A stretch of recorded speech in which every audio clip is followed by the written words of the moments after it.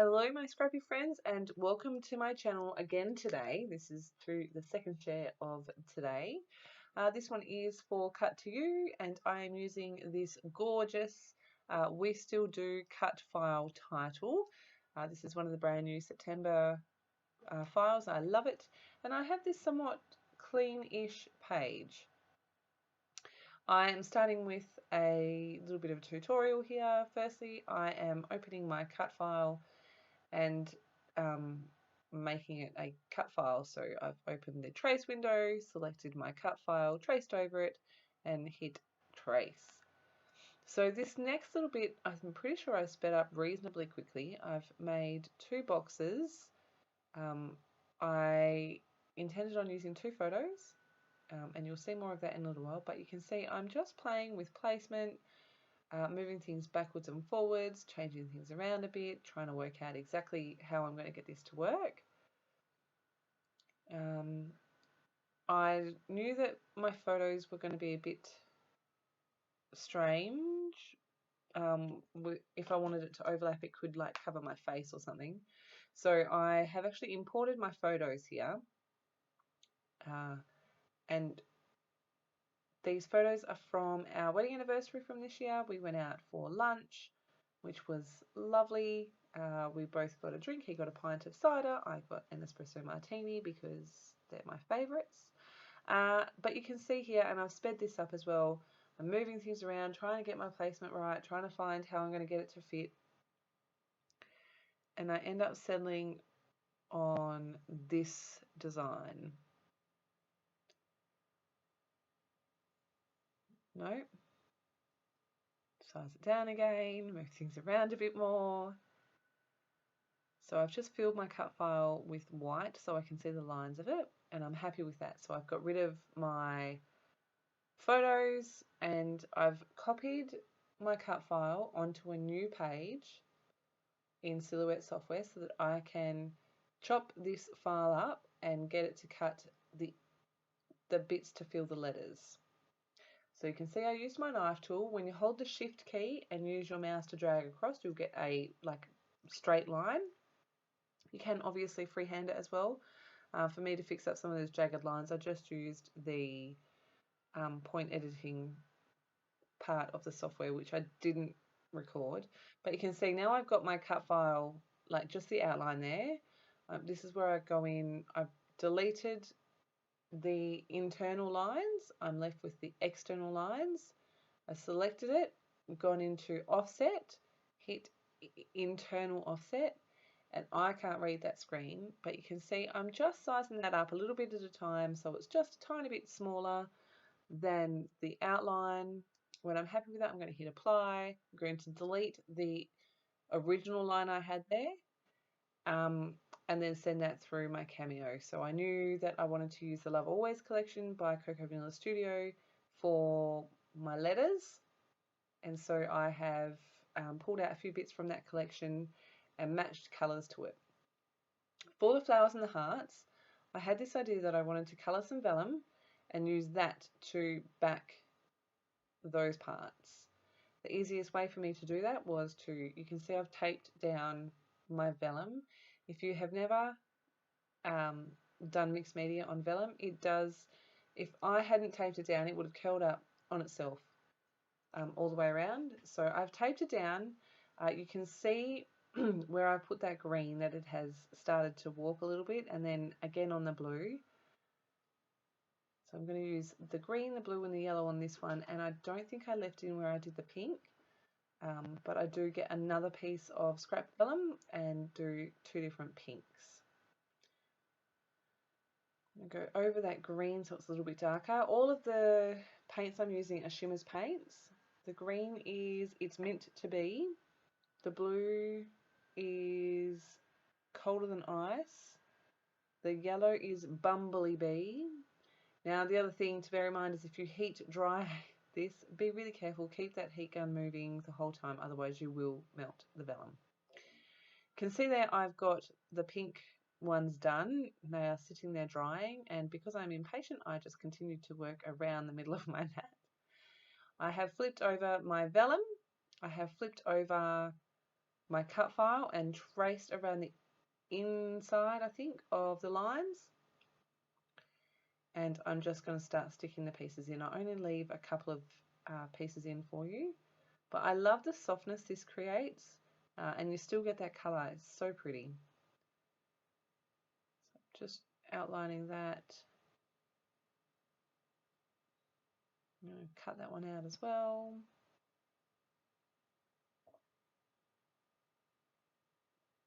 And I found that I needed to use quite a bit of glue because because this vellum has got the paint on it and it has warped, I did need to use a fair bit of glue. So I'm just going to stick this piece down and then I'm going to jump forward, I think, and show you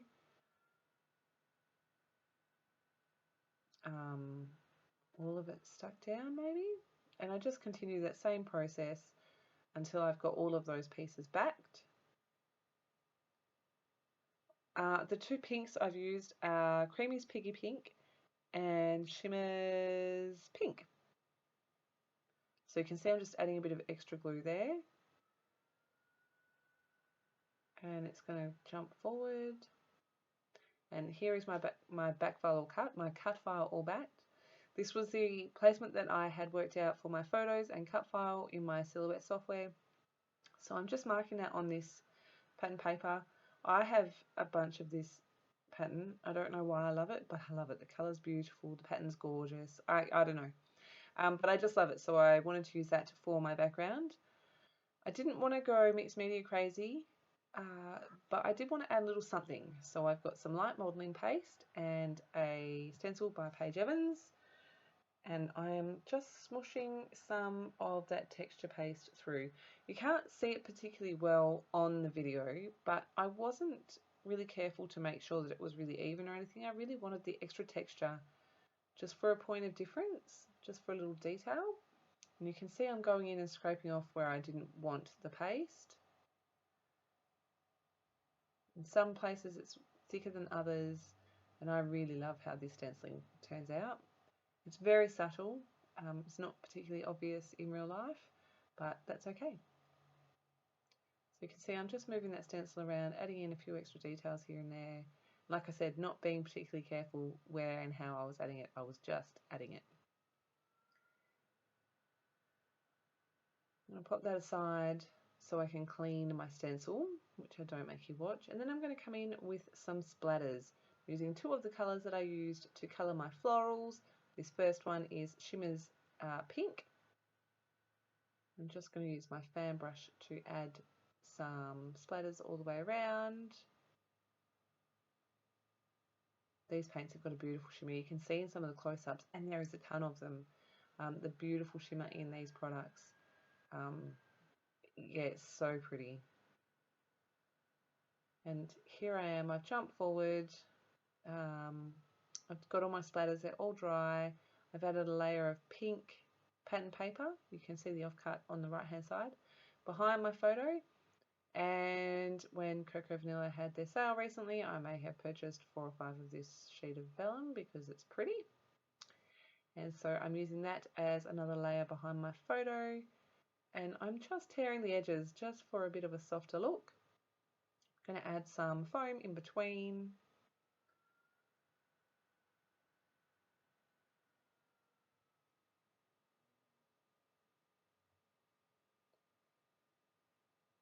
Now I'm still thinking that I'm working with 2 photos, I think.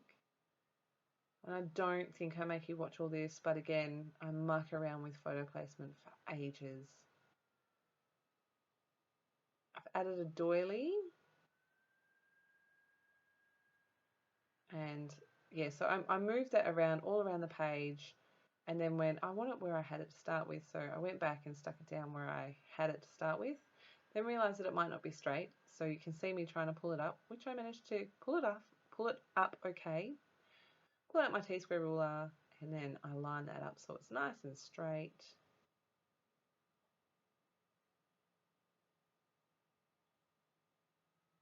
Then I add in a few little bits of foam because you can see straight through that vellum.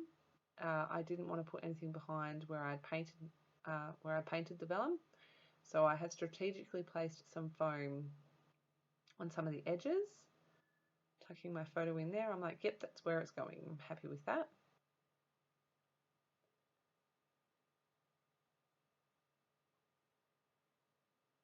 And I'm going to stick the cut file to the photo so that it stays where I want it. I realised that I hadn't taken the backing off that bottom of the L. Pulled out all of my Coco Villa Studio ephemera packs, and I don't have the Love Always.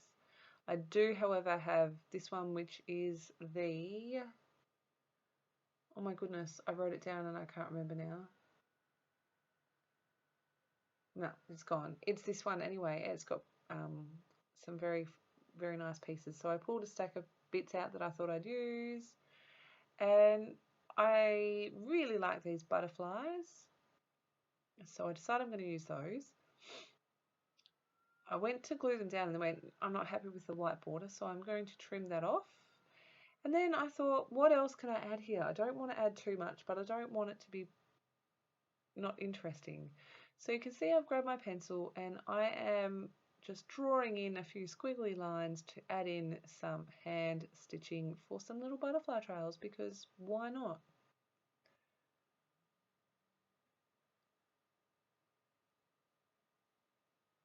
I'm going to poke my holes.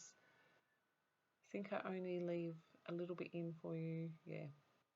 And here it is, by the magic of YouTube, it is all stitched. I've used some crochet thread and just a needle and stitched those. It took me about 30 minutes.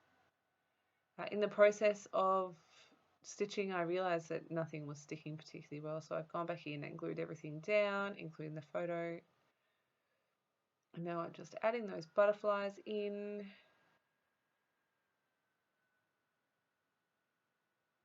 I'm rather impressed with myself making such a pretty page. Some word stickers from the Love Always sticker sheet.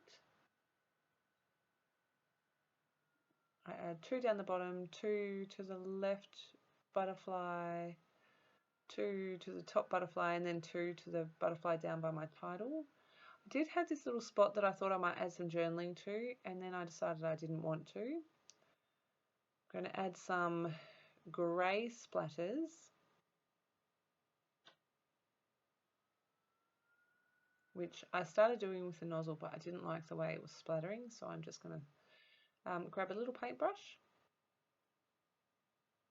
Oh, no, I'm going to grab my fan paintbrush and soak up what I can, because it's quite dark and I just wanted a little bit of something.